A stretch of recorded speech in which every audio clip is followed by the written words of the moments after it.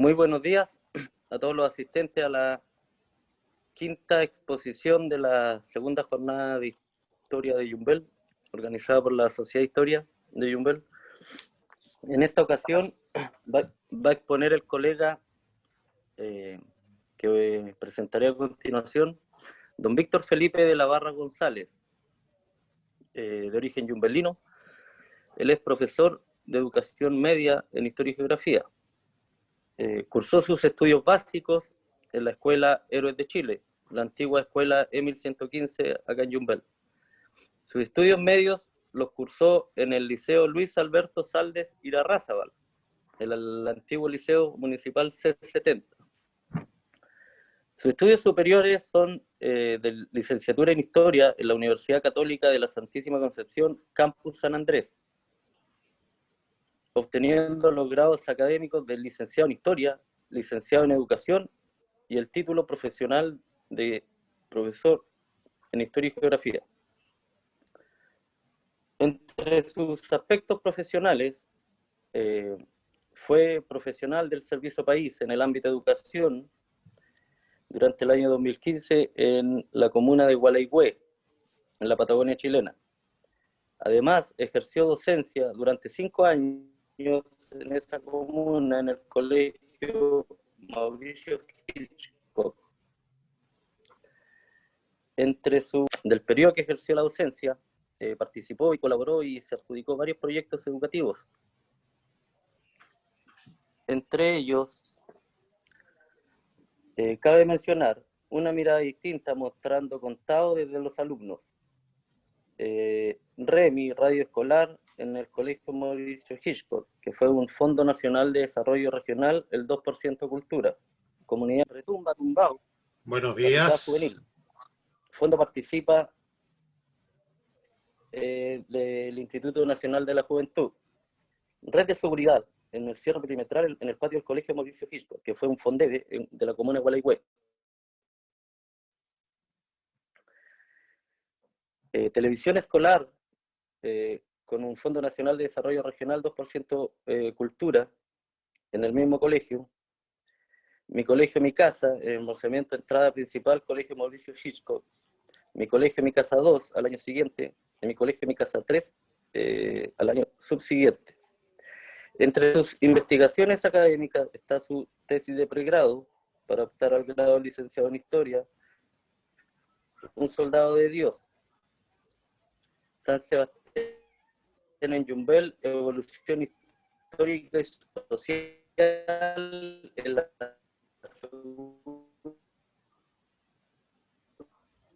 segunda mitad del siglo XX.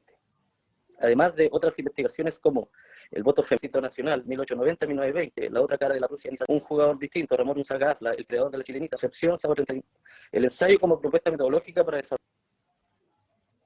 Con esta presentación dejo al profesor don Víctor Felipe de la Barra González, que expondrá sobre su trabajo titulado Un soldado de Dios, San Sebastián en Yumbel, evolución histórica y social en la segunda mitad del siglo XX. Bienvenido, don Víctor. Hola, ¿qué tal? Buen día a todos. Gracias, Otto, por la presentación.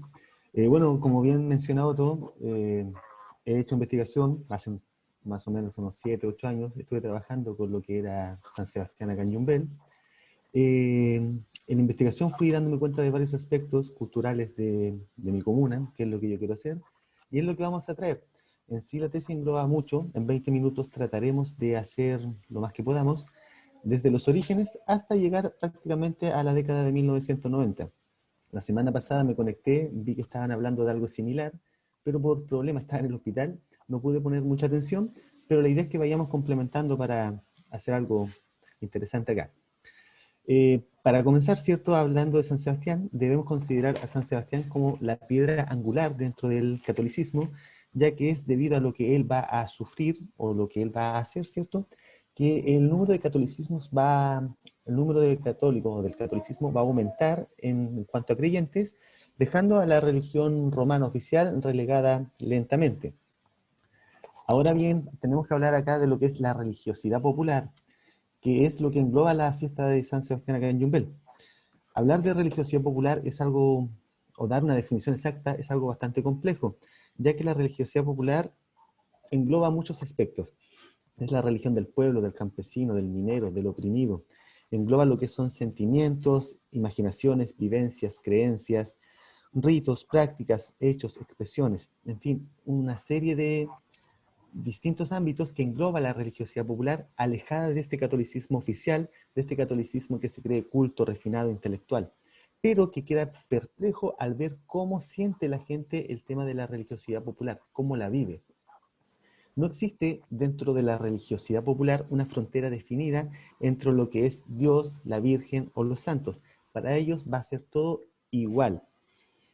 Ahora bien, ya dado una pequeña definición de lo que es religiosidad popular, tenemos que ver cómo llega la figura de San Sebastián a nuestro país. Esta va a datar del año 1580 aproximadamente y van a ser efectivamente los soldados españoles quienes traen la figura de San Sebastián.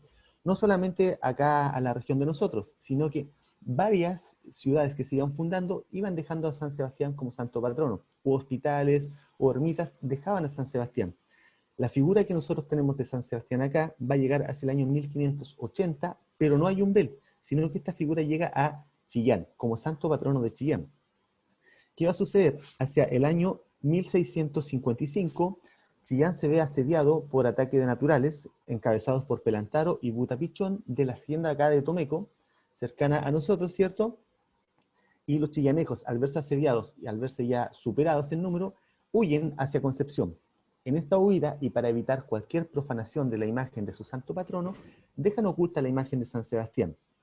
Según relatos, ¿cierto?, de otras investigaciones que yo fui viendo cuando hacía esta tesis, la dejan cerca o cercano a unos pantanales que está circundante a Yumbel. Yo viendo más o menos, conozco bien mi área, y decía, en un río que estaba al noreste de la ciudad, en unos pantanales, más o menos calculo que va a ser el sector de las Obras del Morro que nosotros conocemos, donde se encuentra la figura de San Sebastián. En el año 1663, los yumbelinos descubren esta figura que estaba enterrada, ¿cierto? Y la traen hacia nuestro pueblo, nuestro Villorrio, en esa época. ¿Qué va a suceder? No va a estar exenta de problemas entre chillanejos y yumbelinos, ya que los chillanejos reclamaban la imagen como de ellos y los yumbelinos la reclamaban como propia. El arzobispo de la época le otorga la imagen de San Sebastián a los chillanejos porque ellos la habían traído los soldados de allá y dejan a los yumbelinos sin santo patrono. Según narra la leyenda popular, ¿qué va a suceder? Y lo puedo citar textual, lo tengo acá en la tesis, ¿cierto? Los chillanejos trataban de llevarse la figura de San Sebastián, pero ni con 2 yuntas de bueyes pudieron sacarla de Yumbel, a diferencia de los yumbelinos que movían esta figura como ellos querían. Es un niño al final quien trae en andas la figura de San Sebastián a Yumbel y se considera como uno de los tantos milagros que va a tener. Se deja la figura acá.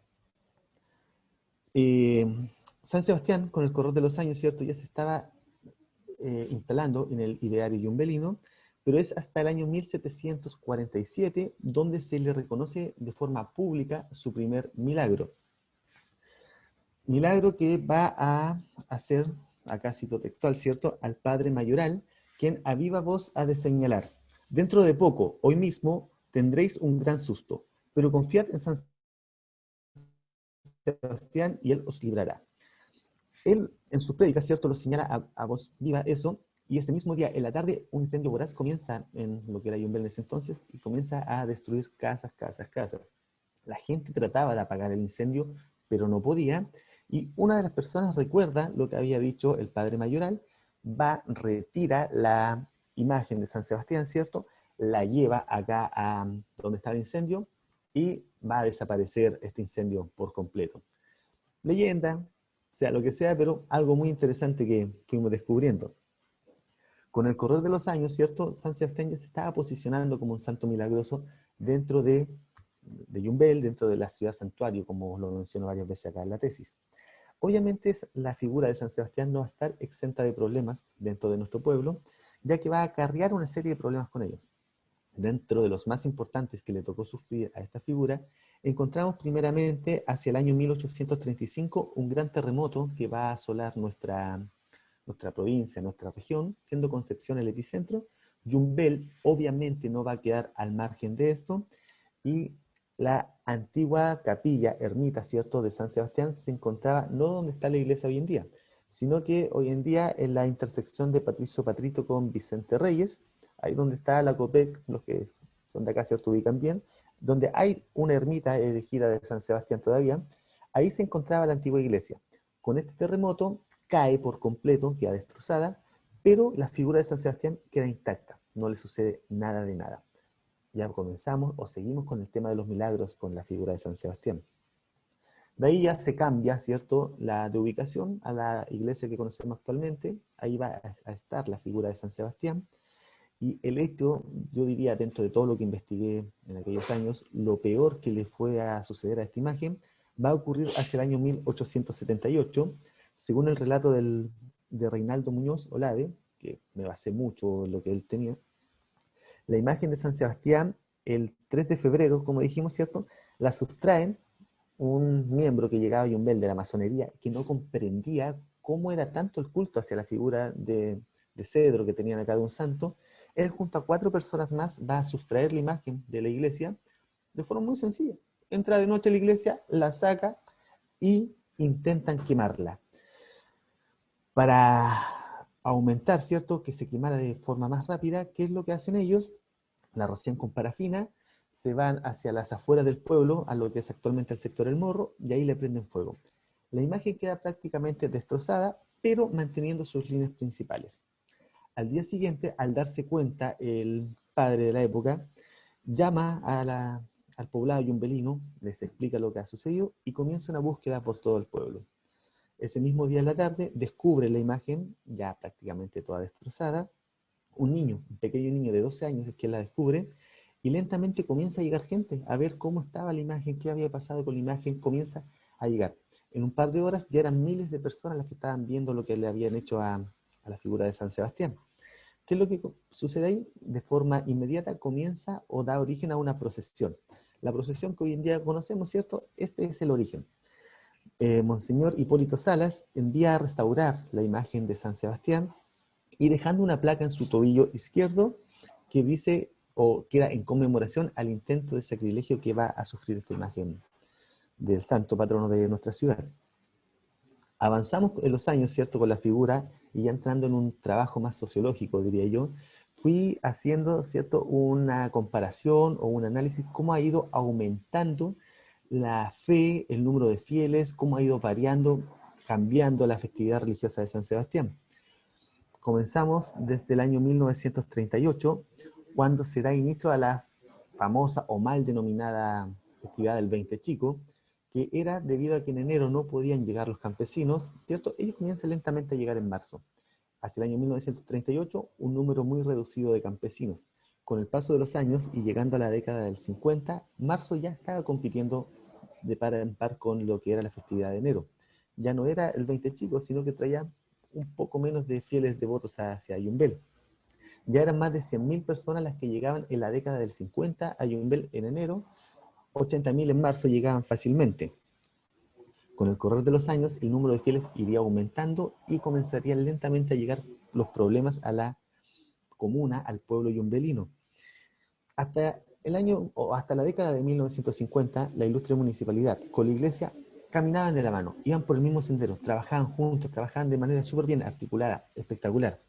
En la década del 60 comenzamos lentamente a ver los primeros problemas que van a tener tanto la iglesia como la ilustre municipalidad, debido a que la iglesia no veía de buenos ojos cómo la municipalidad otorgaba permisos para las fiestas, que en la plaza de armas de Yumbel habían pipas de vino, el alcoholismo imperante en Chile desde siempre.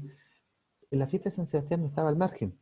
El comercio comenzaba lentamente a crecer, el comercio ambulante ya era insoportable, y eso va a tener las grandes diferencias entre la iglesia y la municipalidad. La municipalidad otorgaba los permisos y eso va a comenzar a que comiencen a separarse un poquito. La década del 60 va a ser de grandes problemas en ese sentido. Pasando la década de 1970, ya el número de fieles aumentaba a 150.000. Traía sus problemas también, pero de esa forma se iban subsanando e iban trabajando articuladamente. La década del 70, como les mencionaba, va a traer una serie de reformas debido a que desde parte del municipio ya se prohíben los permisos para la fiesta y para las ramadas. hacia el año 73, el 17 de diciembre del 73, se da inicio a la zona seca, en primera instancia una ley húmeda, como lo señalaba el diario La Prensa, ya que igual se podían ver y observar personas en estado de ebriedad en las calles, pero ya no va a ser tanto. En la década del 80 ya se establece más la fiesta, ya son más de 180.000 los peregrinos que llegan y 500.000 según lo señala la prensa local. Acá tenemos una gran diferencia entre la prensa local y el diario El Sur, debido a que la prensa local, el diario que se llamaba La Prensa, veía a la gente de toda la semana. El diario El Sur solamente veía lo que llegaba en un día. En un día, en la década de los 80, ya estábamos hablando de 500.000 personas, ¿cierto? O sea, en un día 300.000 según el diario Sur y según la prensa 500.000 personas las que estaban llegando a Yumbel para ver el tema del culto a San Sebastián. Ya la década del 90, en esta fugaz presentación, nos va a traer el tema de los grandes problemas o las grandes reformas, mejor dicho, que va a traer consigo el padre Tapia, que lo escuché la semana pasada, ¿cierto? Dentro de los grandes cambios que trae el padre Tapia, encontramos primeramente que va a ser él quien ha de colocar sobre la imagen de San Sebastián esta vitrina de vidrio, ya no dejando a los fieles, a los peregrinos, poder tocar la imagen, señalando que la imagen ya tenía cerca de 500 años, que debemos cuidarla, protegerla. Otro de los cambios que va a traer el padre Tapia va a ser sacar a San Sebastián en el campo de oración del altar mayor y dejarlo en tercera posición, debajo de Cristo, como pilar fundamental de la iglesia, la Virgen María y finalmente San Sebastián. Dos grandes reformas que traía consigo que la gente de Yumbel no concebía, pero tenía que aceptar de una u otra forma. Ya hacia el año 1999, el gran problema que todos los yumbelinos, o gran parte de los yumbelinos conoce, ¿cierto? El tema de tratar de sacar la figura de San Sebastián hacia San José del Espino. Algo nunca antes visto en Yumbel, que llegara a Fuerzas Especiales de Carabineros, una iglesia piedrada, un colegio prácticamente destrozado en su fachada, por el simple hecho, o no sé si tan simple hecho, de querer sacar al santo patrono de nuestra ciudad, llevarlo un poco más allá, cosa que la gente se volcaría en contra de esto. Veía la semana pasada, o escuchaba, dentro de lo que podía, la importancia que tenía San Sebastián, no solo dentro de Yumbel, de la región o del país. Dentro de esta investigación también me fui dando cuenta que la figura de San Sebastián ha sido tanta su importancia que se ha exportado a otros países. Va de la mano con lo que estábamos hablando recién del problema que se sufrió en 1999 con el padre Tapia, ya que el año 2000, para tratar de apaciguar los ánimos y todo eso, se genera una cabalgata gaucho, ¿cierto?, Argentina, hacia Yumbel, desde el sector de las ovejas, una cabalgata que reunió cerca de 80 jinetes, por lo que recuerdo, y para tratar de calmar las aguas, por así decirlo. ¿Por qué el sector de las ovejas? No es un sector elegido al azar. Hacia la década de 1930, a Yumbel llegaba gente ya de todos lados, no solo de Chile. En la década de 1930 venían muchas personas de Argentina a rendir culto, tributo u homenaje a San Sebastián. La forma de pagar las mandas de esta gente principalmente era de carácter monetario. En el año o la década de 1930, el señor Decler Rodríguez va a dejar una suma considerable de dinero, 2.000 pesos de la época, que era prácticamente él solo había puesto todo lo que el resto de peregrinos ponía. En Argentina eso no lo vieron de buenos ojos, ver cómo se fugaba tanto dinero hacia Yumbel, y Gendarmería Nacional les prohibirá el paso a las personas de las ovejas que vengan a Yumbel. En la década de 1940, en el sector de las ovejas, allá en Neuquén, van a crear una ermita. Y como toda ermita necesitaba un santo patrono. Todos venían a Yumbel, San Sebastián iba a ser. Pero no cualquier San Sebastián, sino que le encargan a una familia de allá, que aún podía pasar a Chile, traer o llevar, mejor dicho, una imagen de San Sebastián de Yumbel al sector de las ovejas. O sea, ya estábamos hablando en la década de 1930 de que San Sebastián estaba posicionado en la región del Biobío, en la zona sur de nuestro país de igual forma, y ya se está exportando a otro país. Es tanta la importancia que ha de tomar San Sebastián acá, que en el transcurso de esta investigación me di el trabajo de ir viendo todas las placas que están en el campo de oración y me fui dando cuenta que hay de Argentina, Bolivia, Estados Unidos, inclusive familias de Australia que vienen a dejar agradecimientos a San Sebastián acá, a nuestro pueblo. Ya para ir finalizando, ¿cierto? Cerrando, la festividad de San Sebastián ha sufrido varias mutaciones en cuanto al número de fieles que ha ido llegando. la forma en que se ha ido dando el tema del agradecimiento en cuanto a las mandas, cómo llegan las personas. Y es una fiesta que va aumentando día a día, que pese a todos los problemas que pueda tener el santo en el pueblo o la comunidad en sí, la fiesta ya ha sabido posicionarse de buena manera, siendo uno de los bastiones principales de la religiosidad popular en nuestro país, quedando relegado a un segundo lugar dentro de las fiestas más importantes, detrás de la que se genera en Casablanca, y aún así siendo la fiesta más importante en el sur de nuestro país, y en Chile entero, Yumbel, como decía otro al principio, yo me tuve que ir a la Patagonia, ya que acá no tuve oportunidades, me fui a la Patagonia y allá Yumbel no lo conocía nadie. Nombré la figura de San Sebastián, el que está ahí cerca de Concepción. Así que el santo acá nos hace a nosotros conocidos en todos lados. Ahí yo creo que estamos más o menos en 20 minutos. Ya. Bueno, Víctor, felicitaciones por tu exposición. Se nota que ha sido una investigación muy acuiciosa. Gracias por tu aporte y como comentario debo decir que, bueno, San Sebastián, todos sabemos, todos los que estamos acá, es el elemento identitario por excelencia de nuestra comuna. Más de 300 años de evolución histórica que se ha ido construyendo a través de los años, que nos permite llegar a esta instancia de reflexión, tanto histórica, sociológica, como dijo Víctor, incluso hasta antropológica. Se ha investigado muy poco sobre la festividad, sobre el origen, igual, desde un punto de vista historiográfico. Y es deber de nosotros como investigadores, como profesionales de la historia, seguir indagando en fuentes, en posibles fuentes que encontremos dentro de archivos públicos, privados, religiosos especialmente, para seguir construyendo conocimiento histórico en torno a la figura y a la festividad de San Sebastián acá en Yumbel. Felicitaciones nuevamente, Víctor, y doy el pie para quien quiera hacer consultas, sugerencias o comentarios. Antes de ir respondiendo a lo que señala Otto, cuando hice esta investigación no fue de un año, sino que tardé mucho más. Y en cuanto a los archivos, la parte más compleja que tuve de dónde rescatar información fue en el ámbito religioso. Era como todo tan hermético, andaba en Concepción, acá en Yumbel, pero me costó mucho sacar o rescatar información de parte de ellos. Acá este trabajo es principalmente hecho con libros que fui encontrando y, bueno, la prensa, que eran diarios de acá de la zona, como datos. Ya, doy la palabra a quien quiera expresarse. Don Alejandro Viveros. Hola, muy buenos días. El micrófono. ¿Ahí me escuchan ahora? Sí. Sí, ahora sí. Muy buenos días a todos, gusto de saludarlos. Gracias por la posibilidad de ver, escuchar y poder compartir algunas opiniones. Yo en realidad felicito a Víctor por el trabajo hecho. Solo quisiera comentar dos o tres antecedentes que creo que son importantes y que vale la pena mencionar o destacar.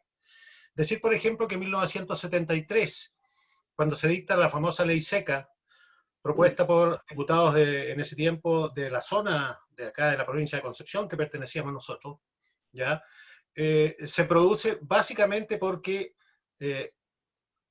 la gota que rebalsa el vaso, diría yo, del asombro y de la indignación de muchos de nosotros, fueron publicaciones tales como que en un diario revista de circulación nacional, en su portada, muestra una fotografía de una bailarina haciendo striptease en el gimnasio municipal, ¿no es cierto? Y con el título La celebración de la Virgen de San Sebastián de Yumbel, ¿ya? En la primera página, puedo equivocarme en el título, pero era más o menos esa la idea, el diario revista Vea de esos años, Víctor, que debe estar naturalmente en la Biblioteca Nacional alguna copia. Y eso genera, entre otras cosas, aumenta la indignación de mucha gente, se presiona a algunos parlamentarios de la zona y se logra entonces que se trabaje en el Parlamento esta famosa ley seca que no solo afectó a Yumbel, sino también a otros santuarios. Eso como comentario de lo que yo viví en esos años, ¿ya? En primer lugar. En segundo lugar, creo que es bueno mencionar que a comienzos de la década del 80, siendo párroco don Eduardo Yáñez Araneda, que en paz descanse, y arzobispo de Concepción don Manuel Sánchez Berguistein, ¿ya? Se toma la decisión de cambiar el centro de la festividad durante los días del 20 de enero y 20 de marzo a un nuevo lugar afuera, en la esquina, el hoy llamado campo de oración. ¿Ya? Y eso a raíz de que dentro de la iglesia, primero se producía un atochamiento muy grande de peregrinos que entraban al templo y querían permanecer en el templo, y naturalmente esa presión por entrar y los menos por salir generaba un grave riesgo, y se nos produjeron en ese tiempo por lo menos 3 principios de incendio debido a que la gente prendía velas bajo la imagen del Cristo y frente al altar mayor donde estaba la imagen de San Sebastián.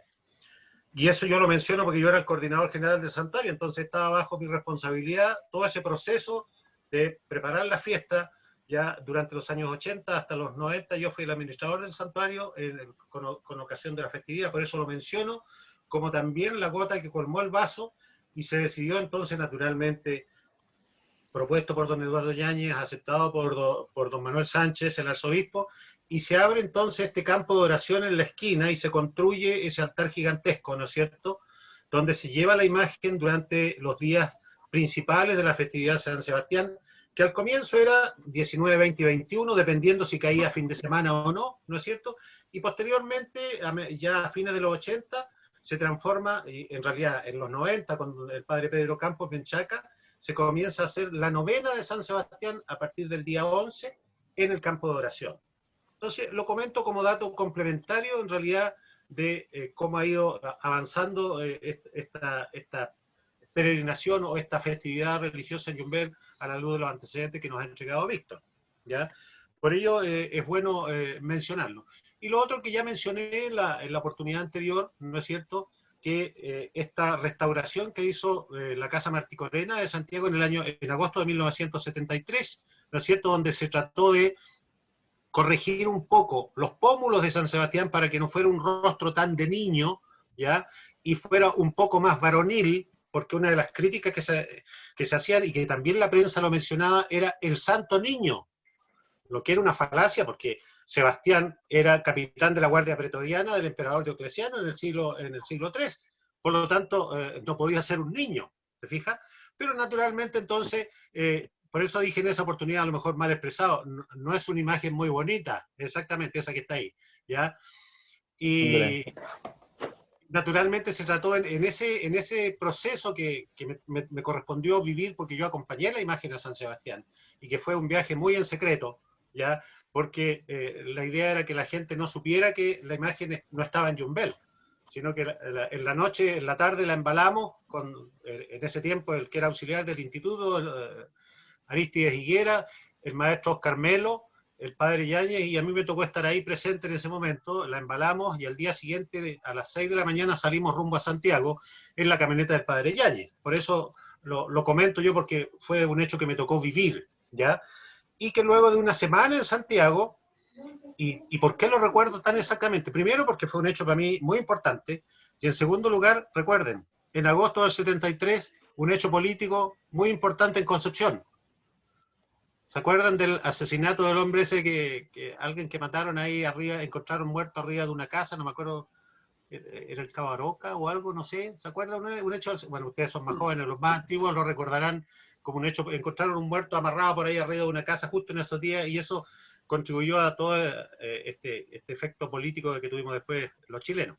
Bueno, pero esos 3 hechos para mí son importantes porque, como les digo, se produjo esta pequeña restauración de la imagen, en el sentido de tratar de varonilizar un poco el rostro, rebajarle un poco el vientre, porque como en la imagen se muestra el cuerpo sobre un tronco y en la espalda tiene la punta de una rama del tronco, lo que hace que el vientre se le veía muy prominente, entonces daba la sensación de una mujer embarazada, porque además, hasta los 80, la imagen cubría de su cintura hacia abajo un paño de terciopelo rojo, con bordes dorados, ¿ya? Entonces daba la impresión que San Sebastián, la imagen tenía una falda. Y si usted alguno recuerda, la antigua estampita de San Sebastián, que era un dibujo, ¿no es cierto?, la imagen aparecía con una especie de faldita blanca con ribetes dorados y rojos, ¿ya? Entonces, yo les comento esto como complemento a lo que muy bien ha presentado Víctor en el día de hoy y agradeciendo la posibilidad de comentarlo. Muchas gracias. Dando un poquito, Adelante, Víctor. de hecho, eso del 73, lo que señala don Alejandro, lo tenía anotado yo y lo dejé de lado por el tema de tiempo, pero en enero de 1973 la municipalidad prohíbe todos los permisos para ramada y todas esas cosas, las prohíbe. Y el único lugar donde se va a poder hacer una fiesta es en el gimnasio, por una fiesta hecha por ellos. Es el único lugar, o sea, prohíben para el resto, pero ellos siguen haciendo. Lo tenía eso, Sí. me había llamado mucho la atención también. Sí. Y yo tengo anotado, no sé si será, pero acá igual lo tenía anotado para mencionar, que en la década del 60 se crea este campo de oración, pero no se usaba tanto, hasta acá lo que señala el señor Alejandro. Ya en la década del 80 se le da mayor. Sí, que ahí ya lo implementamos definitivamente. Definitivamente, claro. Sí. Y eso de la restauración, un dato buenísimo, nos podríamos juntar un día a hablarlo, porque yo tengo estas 4 imágenes acá. De hecho, tengo en la imagen una pequeña comparación que no pienso ahondar acá, pero me llamó la atención en el momento cuando estaba haciendo la tesis esta, que sería bueno también que me contara para seguir ahondando en este tema. Cuando quieras, Víctor, no hay problema. Genial. Bueno, con el aporte del profesor Vivero, ya tenemos más que claro que él es una fuente muy directa, una fuente muy testimonial de la historia reciente de la festividad. Así que vamos a estar haciéndole muchas consultas a don Alejandro. Que no me ponga vanidoso y empiece a cobrar nomás, pues eso sería el único problema. Bueno, mucho gusto. Sí, usted es una fuente muy valiosa dentro de la historia reciente de nuestro Yumbel. Gracias. Sin lugar a dudas. Bueno, siguiendo con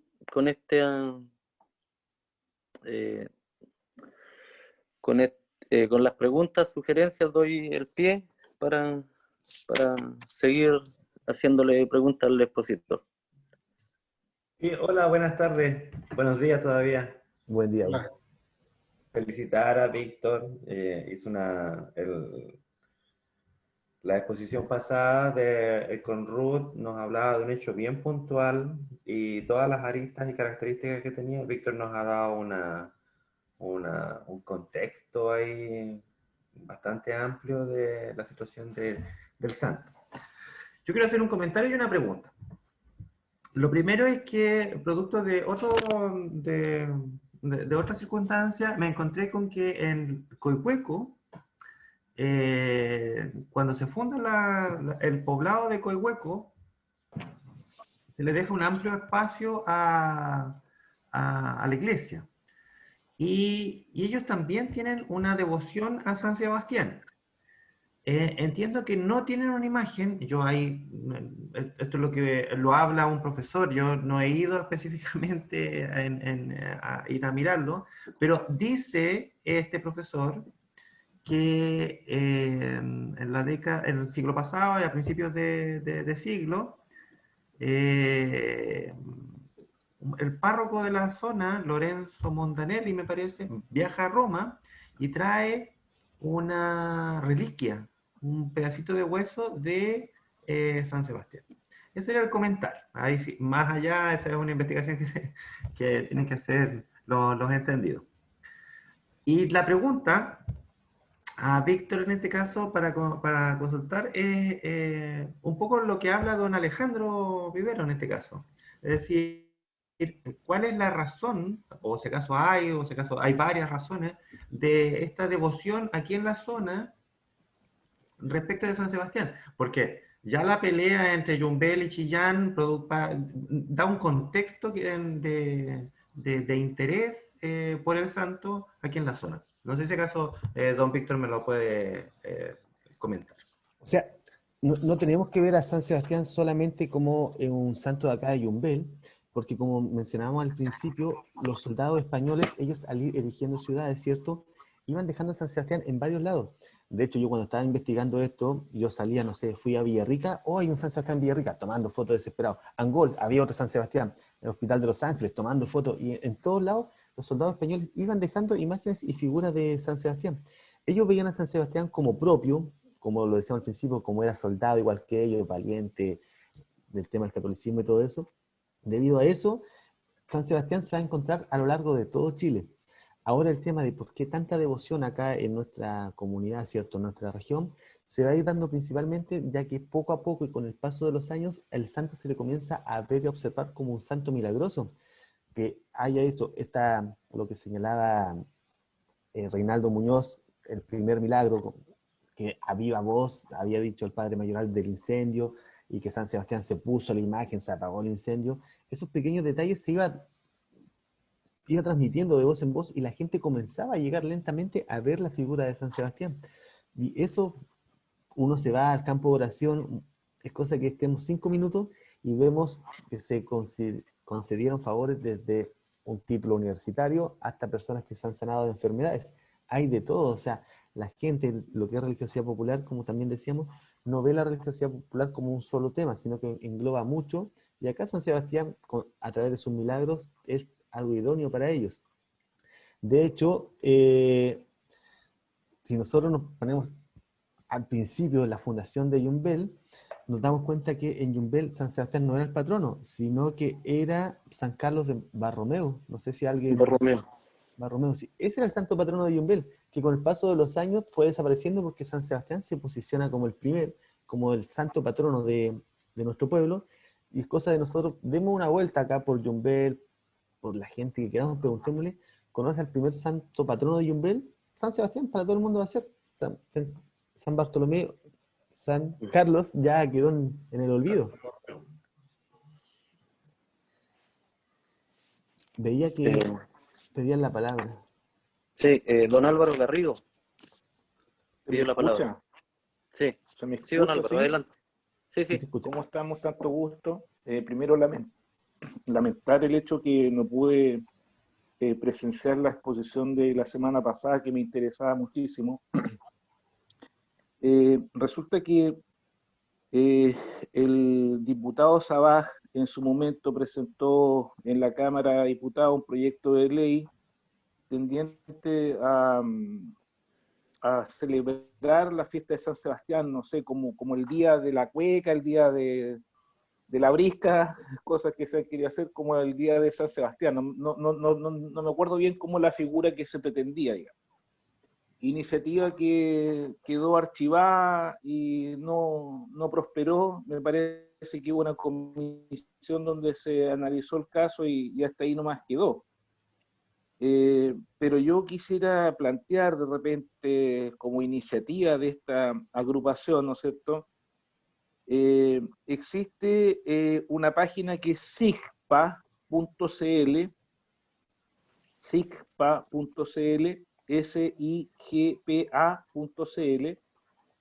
en donde uno puede postular registros del patrimonio inmaterial, ¿ya? Y se requiere de la participación de la comunidad y a lo mejor entregar antecedentes y testimonios. Quizás no va a ser tanto el impacto, digamos, que se logre con este registro. Me acuerdo que lo que pretendía el diputado Sabaj era que quedara incorporado a la lista del patrimonio inmaterial de la UNESCO. Ahí es como iba. Pero me parece que esto, digamos, también apunta al mismo camino, digamos, pero que no debería supuestamente, por lo que yo entiendo, hasta donde he logrado investigar, esto verse como un proyecto de ley de la Cámara de Diputados, del Senado, digamos, sino que son otros caminos como este registro del SIGPA, que es dependiente del Ministerio de las Culturas, las Artes y el Patrimonio. Entonces, planteo la inquietud de trabajar en eso. No es algo tan complejo, digamos, para poder validar esta fiesta en este registro. Eso. Bueno, don Álvaro, muchas gracias por su sugerencia, su propuesta.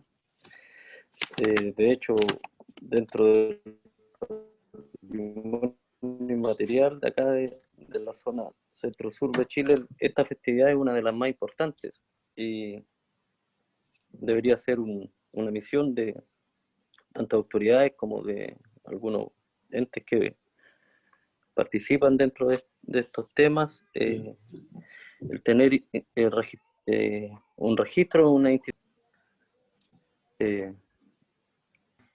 Me parece muy interesante la presentación que hizo don Víctor. Creo que tiene un valor especial porque, como él lo manifestaba, cuando uno quiere sacar información religiosa y se acerca a la fuente, que es la Iglesia religiosa católica, ¿cierto? Y se acerca a la fuente, que es la Iglesia católica, se encuentra con que es bastante hermética y no es fácil acceder a esas fuentes. Así que creo que tiene un valor especial su presentación. Yo me gustaría aportar un pequeño comentario, y que es que la fiesta de San Sebastián de Yumbel durante mucho tiempo fue la más multitudinaria del país.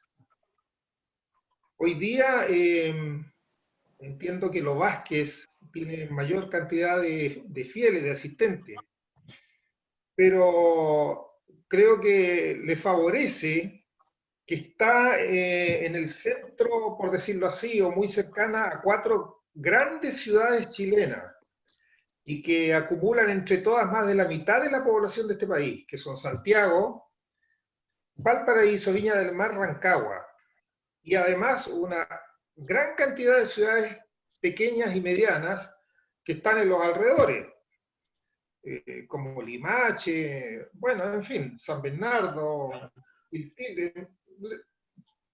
Me faltaría tiempo para mencionarlas todas. Y que obviamente favorece que la gente asista a esa fiesta. Además, hay un dato adicional, la fiesta de Los Vázquez recién parte a mediados del siglo XIX. ¿Ya? Hay registros que por ahí por el año 1850 se construye la primera capilla de Los Vázquez. Y no se puede comparar bajo ninguna circunstancia con Yumbel, que allá por el 1600 ya estaba la imagen de San Sebastián acá. Así que eso quería aportar solamente como un dato adicional a la exposición que hizo don Víctor de la Barra. Gracias.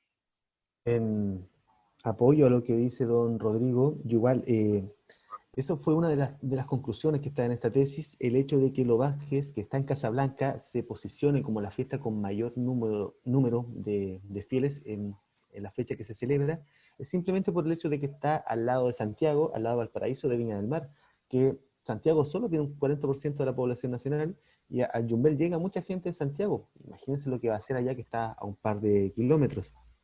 Pero lo que no tenemos que dejar de lado nosotros es que si juntamos enero y marzo, San Sebastián le gana por mucho, le gana por lejos a la festividad de Los Vázquez en cuanto al número de fieles. Así que yo le seguiría posicionando como la festividad religiosa que tiene el mayor número de votos de forma anual. Víctor, y habría que agregar la festividad en Semana Santa, que la gente También. Más que por la celebración de la Semana Santa, viene también a pagar manda al santuario. O sea, hoy día Yumbel tiene 3 festividades fijas. El 20 de enero, que es la fiesta oficial. El 20 de marzo, que es la fiesta de los campesinos. Y Semana Santa, que es como la fiesta en que la mayoría de la gente que viene a Yumbel viene a eso, básicamente a pagar manda.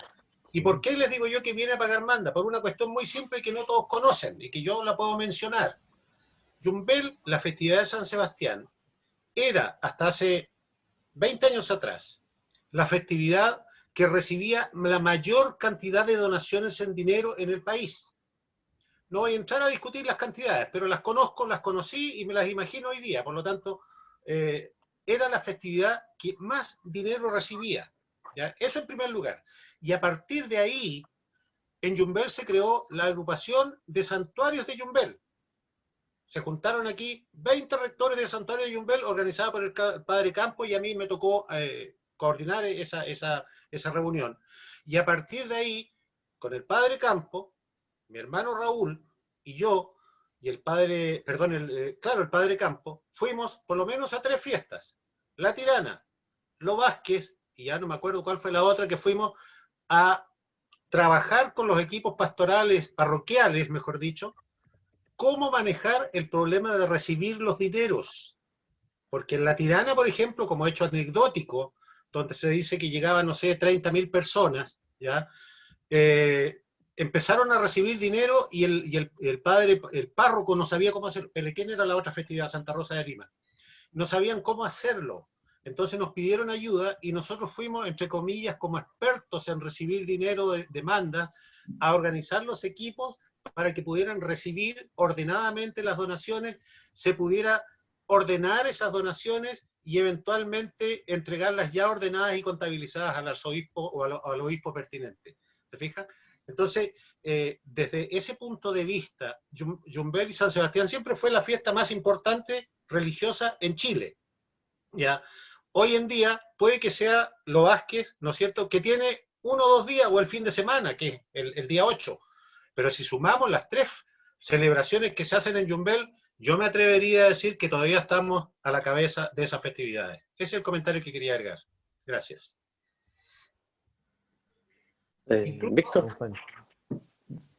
Don Juan. No, yo acá en apoyo, yo insisto, Yumbel sigue siendo la festividad religiosa más grande, la primera y la más grande a nivel país, porque si sumamos, ahora, a mí se me había pasado ese gran detalle lo que es Semana Santa, Yumbel, ¿cuántos serán? 500.000 en enero, 400.000 en marzo, 200.000 en Semana Santa. Nosotros pasamos el 1.000.000 de fieles que llegan en menos de un año, y sin considerar los fines de semana. Yo cuando estaba investigando me daba una vuelta a campo oración, a hacer encuestas, a hablar con la gente, etcétera, etcétera, y era impresionante el número de fieles que seguía llegando. Ahora que estábamos en fase 2, que estamos con todo lo que estábamos viviendo debido al COVID, yo igual me doy mis vueltas por el centro y veo a la gente haciendo fila para entrar al campo de oración, cosa que no creo que se esté viendo en tantos lados eso tampoco, que sea tan importante y el tema de la religión, que si nos damos cuenta la religión hoy en día, queramos o no aceptarlo, está quedando relegado a un segundo lado, pero Yumbel es un oasis en el desierto en cuanto a lo que es religión y religiosidad. Don Juan te pidió la palabra.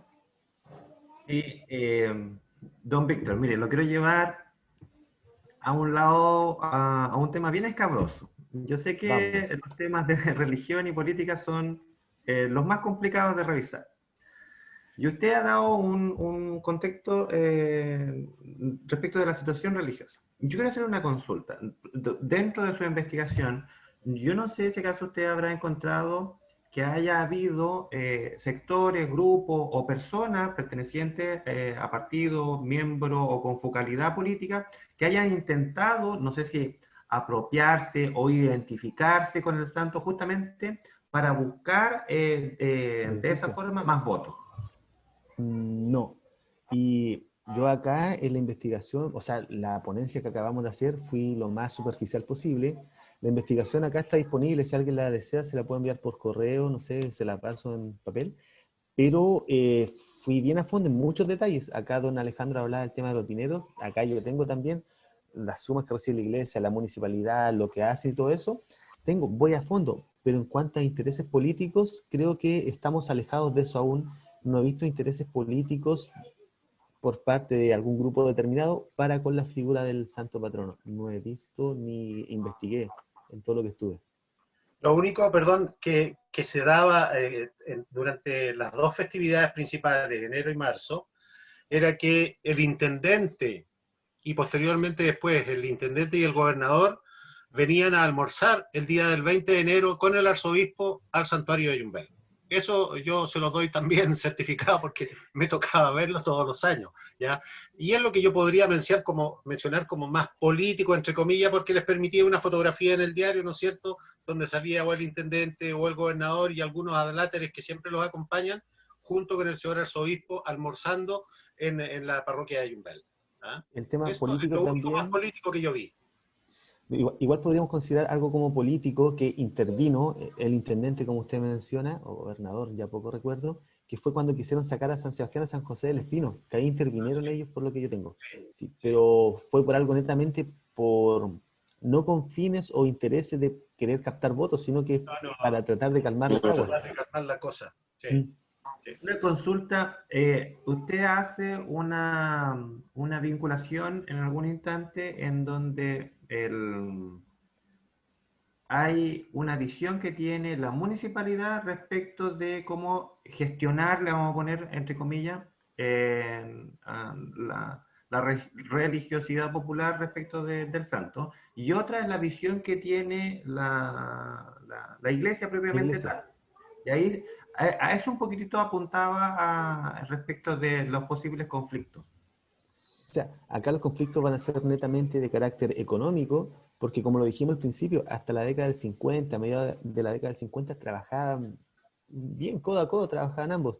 Pero después, como lo hemos ido hablando, con el tema de los permisos para las fiestas, las ramadas, las chinganas, que se vendiera alcohol, el comercio ambulante, la municipalidad se iba llenando, por así decirlo, las arcas, y es la única municipalidad que recibe ese ingreso. Si el resto de la municipalidad no recibe ese ingreso, y ahí comienza a la iglesia a ver de forma aberrante lo que estaba haciendo con las fiestas religiosas. Pero desde ahí yo creo que igual eso se ha ido subsanando con el paso de los años, que ya no es tanto como fue en la década del 60 o principalmente principio del 70.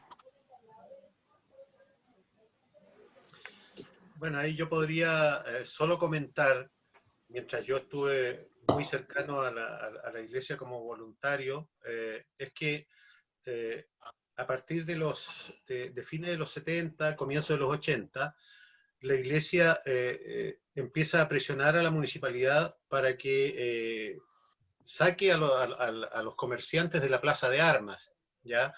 Porque naturalmente generaba este problema de la multitud frente al templo que quería entrar, y todos los que estaban adentro, no todos querían salir porque la gente quería permanecer dentro del templo bastante rato. Eso no recuerdo si fue a mediados o fines de los 70 que comenzó esta, entre comillas, esta pelea. Y a partir de los años 70 ya se pone de acuerdo la municipalidad con la iglesia, porque la iglesia exigía que tuviera presencia policial, por ejemplo, que controlara un poco esta multitud frente al templo, ¿ya? La municipalidad manifestaba no tener los fondos para poder hacerse cargo de esta situación. Entonces se concluye que la iglesia financia la presencia de un número determinado de carabineros adicionales a Yumbel.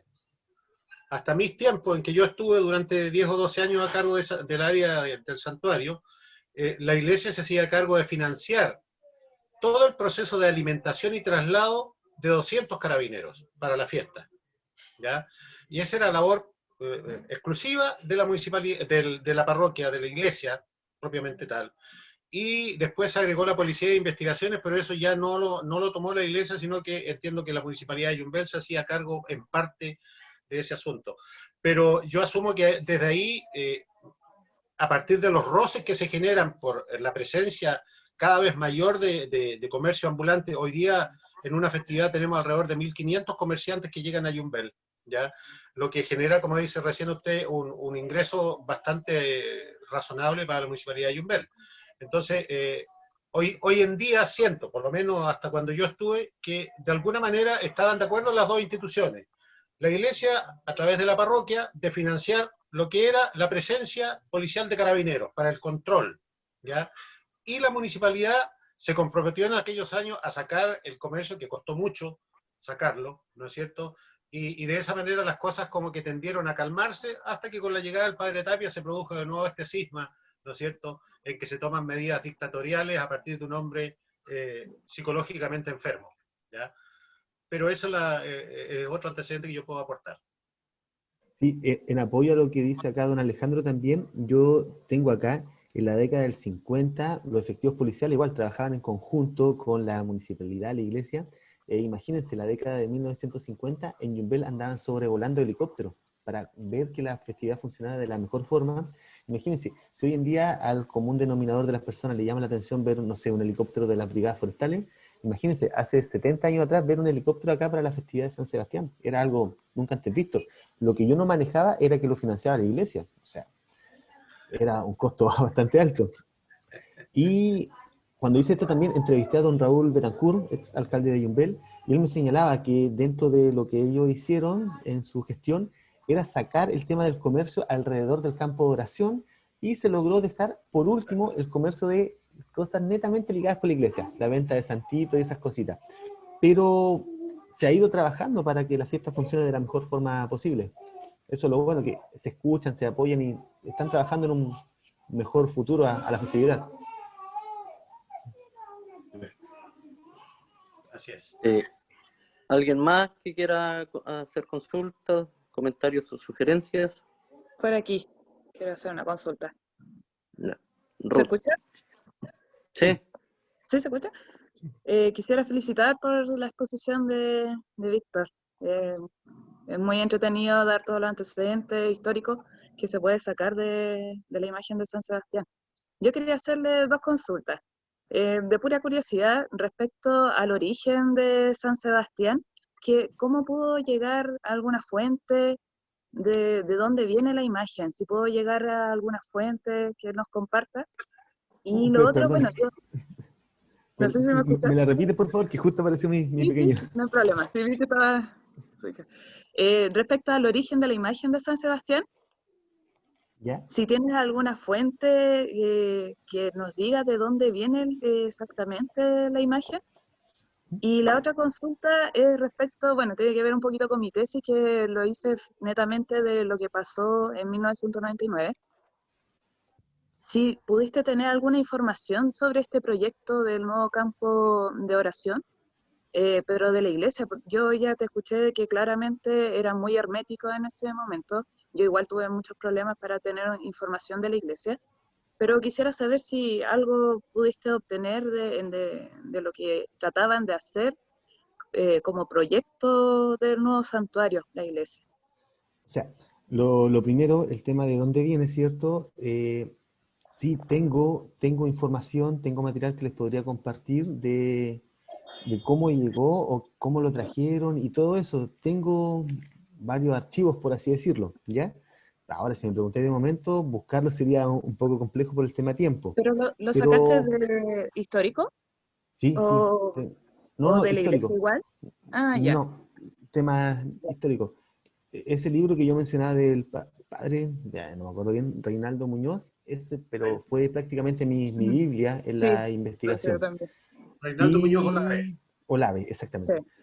Ese me parece mucho que en mi computador antiguo estoy rescatando toda esa información, que tengo el libro inclusive, ya, lo busco y en caso de eso lo comparto al profesor Félix para que quien quiera visitarlo. Al igual que tengo mucha información de prensa, el otro día estaba sacando, cuando me invitaron a esto para recopilar información, yo refrescar la memoria, tengo cerca de 4 gigas en información de todo lo que en imágenes, en libros, en todo eso tengo videos, mucha información por si alguien la necesita, está a disposición. Y en cuanto a lo del campo de oración, lo que yo recabé de información del campo de oración en ese entonces es el tema de que, bueno, era acá camino a Cruces Reunión, ¿cierto? Varias hectáreas, no se pudo hacer, que la iglesia fue multada, don Alejandro acá podría ayudarme, fue multada con Sí, por el SAR. o sea, cifras bastante grandes, y que a la vez la municipalidad igual le otorgaba terrenos para que se hiciera uno acá en el sector del Cerro La Virgen, cosa de tener otros espacios. Exacto. Pero esa es como la información así que yo pude recabar y que te puedo dar así en el momento que me acuerdo fugazmente. Pero el Ya. campo de oración, o sea, el San José del Espino, cuando pasa por fuera, eso ya quedó ahí. Uno por el tema del cambio de suelo, otro por el tema que no se puede utilizar para fines lo que querían.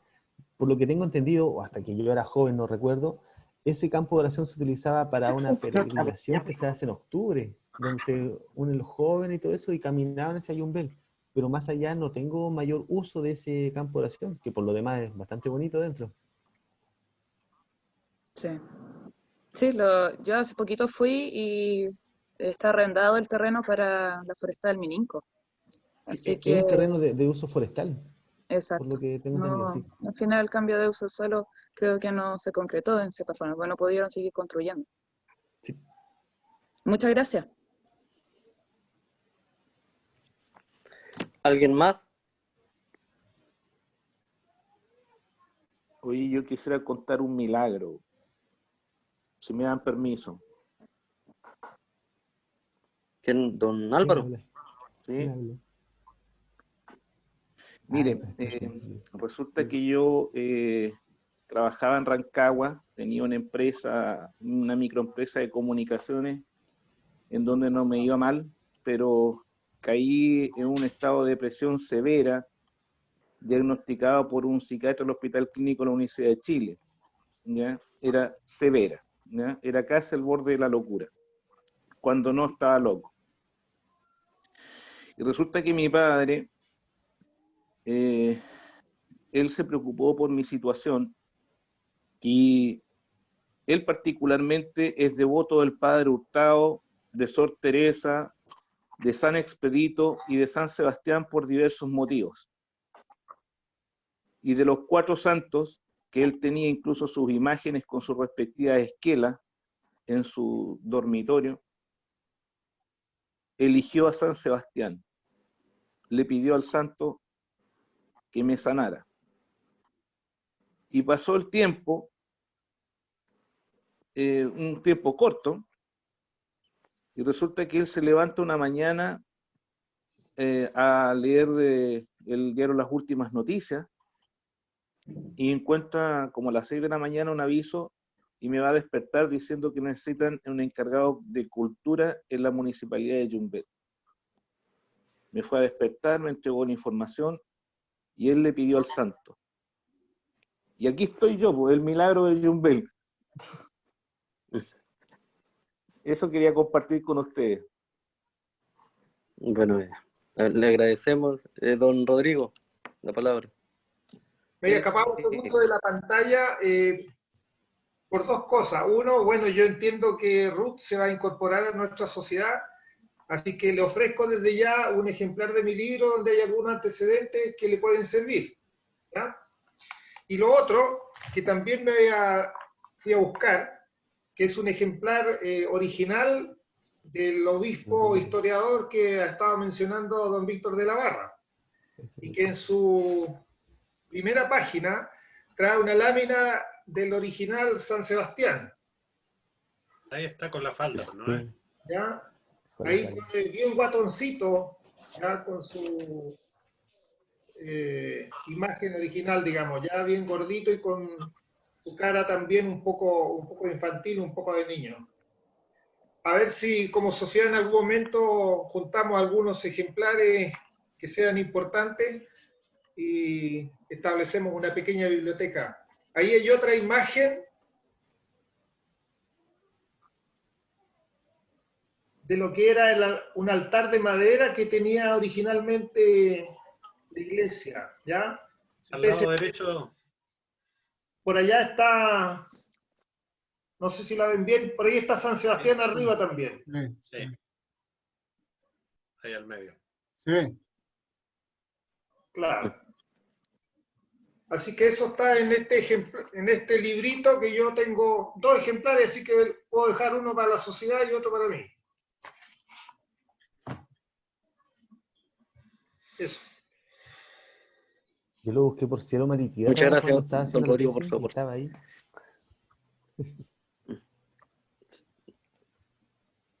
Profesor Félix, usted como presidente de la sociedad. Ya, sí, estaba esperando. Yo primero quiero agradecer la presentación de Víctor. Su ponencia nos ha aclarado bastante. Se han complementado con la ponencia anterior. También los comentarios, ¿no? Excelente.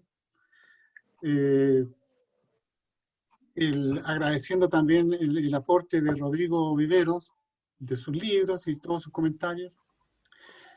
Yo quisiera comentar algo en cuanto a la investigación histórica que se ha hecho. Se han utilizado fuentes, ¿verdad? Y comparto con lo que han señalado, de que cuesta llegar a los archivos eclesiásticos, a los archivos de la Iglesia Católica. Se los comento por experiencia. Nosotros, y está la profesora Cecilia ahí también entre los presentes, investigamos sobre la historia de San Nicolás y llegó el momento en que había que buscar el santo patrono de San Nicolás, ¿no? Y los datos estaban en Chillán, en la iglesia de Chillán. Fuimos a la catedral y felizmente el sacerdote que en ese momento estaba a cargo hacía clase en una universidad, ¿no? No en la nuestra, en otra. Entonces estaba más atento y más en sintonía con lo que era la investigación. Y nos dejó los archivos y una sala donde trabajáramos. Pero esa sala tenía una puerta abierta que nos comunicaba con la secretaria del arzobispado de Chillán. Y la señora no nos permitía ni prácticamente movernos. Nos estaba mirando. Entonces, todo lo que teníamos que hacer, teníamos que escribirlo. Ustedes se imaginarán lo que significa escribir los días y el tiempo, y nos daba un espacio cortito. Entonces, aquí nosotros, ¿qué hicimos? Llegamos medio escondidos así, los celulares y todo ese tipo de cosas, y la señora miraba a otro lado y ¡pah! Que le sacaba una foto. Y así pudimos nosotros tener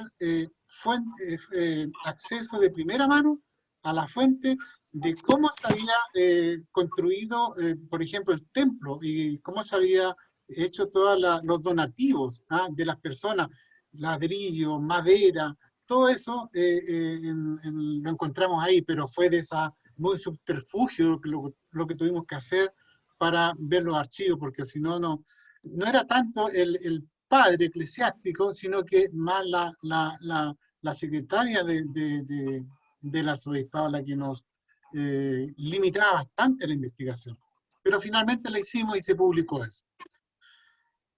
Segundo, en relación a los testimonios vivos, por ejemplo, el mismo Ricardo Alejandro, o Alejandro Ricardo, no sé, pero yo lo conozco como Ricardo. Es bueno hacer historia y también hacerla, por ejemplo, con testimonios. En este caso, fundamental. Y lo que nosotros también hicimos en nuestras investigaciones, ir a hablar con todas las personas vivas que quedaban en ese momento, incluso con un señor de 95 años que lo entrevistamos una vez, y a la segunda vez ya se había muerto el caballero. Pero nos entregó información valiosa, y todo eso también se va contrastando con el documento, con la fuente. Si no hay fuente, se pone lo que nos dijo el caballero a la señora, en base a lo que ellos vivieron, a lo que ellos vivieron. Y eso también es validero en la fuente oral, los testimonios orales. Como bien mencionaba Víctor, fotografías, son súper interesantes, fotografías de la época, y en esta época que se han hecho estos estudios, principalmente en el siglo XX, hay mucha fotografía, mucha prensa que se puede investigar. Lo que hay dos cosas que hay que tener presente: cómo entrar a los archivos eclesiásticos, y segundo, aprovechar a los testimonios vivos, ¿cierto? Que quedan, que fueron actores de ese momento histórico, y son actores todavía, porque en un tiempo más ya no se podrá contar muchas veces con los actores vivos. Así es que eso es interesante desde el punto de vista histórico, y ustedes por lo menos lo han hecho, y eso queda demostrado en su exposición y en todo lo que se ha comentado. La verdad es que yo he aprendido bastante de San Sebastián, con lo que puso Ruth la vez pasada y lo que ha puesto ahora Víctor, y también las exposiciones anteriores, Salvador Jaramillo, Rodrigo, Jaime Gacitúa, en fin, ha sido bien interesante. Cada uno desde su punto de vista, desde su mirada, nos ha llevado a comprender cada vez mejor la imagen de Yumbel, la devoción que tiene la gente por San Sebastián, los milagros, ¿cierto? Las mandas que se pagan, en fin. Todo eso nosotros lo vimos, pero ahora se está viendo desde lo vimos en la práctica, pero ahora se ha hecho una reflexión sobre eso. Y eso es interesante, porque desde niñitos nosotros vimos el 73, el cambio de lo que mencionaba de la zona seca, eso estaba en Yumbel, y muchos de los que están ahí estábamos vivos en ese momento, y nos dimos cuenta qué se celebraba antes y qué pasó después. Entonces yo quiero expresar mis felicitaciones por todas estas ponencias que hemos hecho, los aportes han sido valiosos y ese ha sido mi comentario por hoy día. La verdad que el aprendizaje que yo he tenido esta vez ha sido, no esta vez, sino que durante todas las ponencias sobre San Sebastián ha sido valioso. Muchas gracias. Muchas gracias, profesor Félix. ¿Alguien más para ir finalizando? ¿Algún comentario, consulta, sugerencia? Bueno, acá yo, para ir cerrando igual, agradecer a todos los presentes por estar acá, por la buena onda. Veo unos mensajes acá que van llegando, aparecen en la pantalla.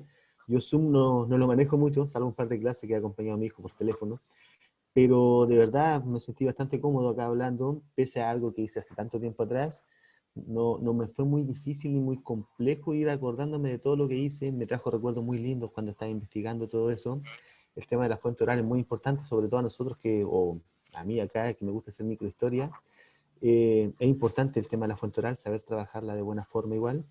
Y nada, para ir cerrando, de verdad, agradecer a todos, primero por invitarme acá a don Félix, segundo por dar de su tiempo, conectarse para que podamos conversar un ratito, y por los aportes también, porque si bien este es un trabajo que hice hace mucho tiempo, pero es algo que podemos seguir profundizando, y ya sé que puedo hablar con don Alejandro acá para tener más información, o con don Félix, con don Rodrigo, con Otto, que lo ubico ya hace más tiempo.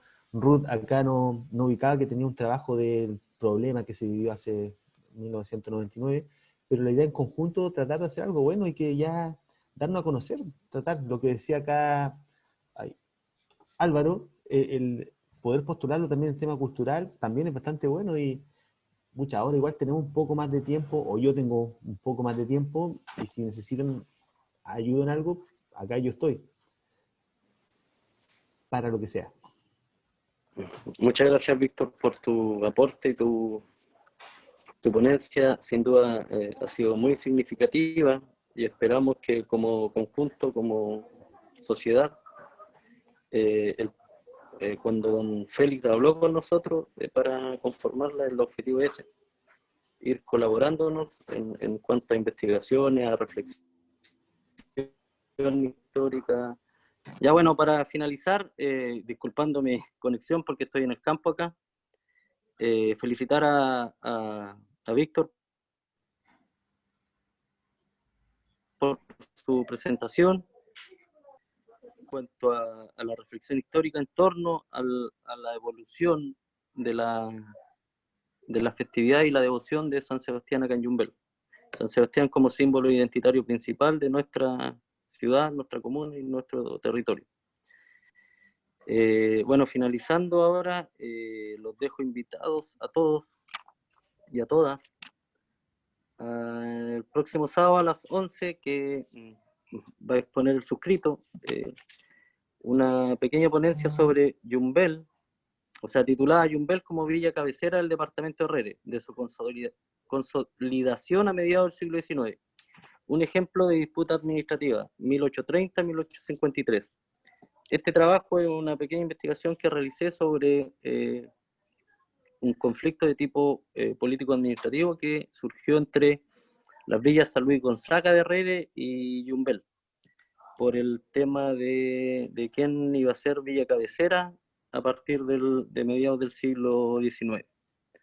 Así que muchas gracias a todos por asistir y los esperamos la próxima semana.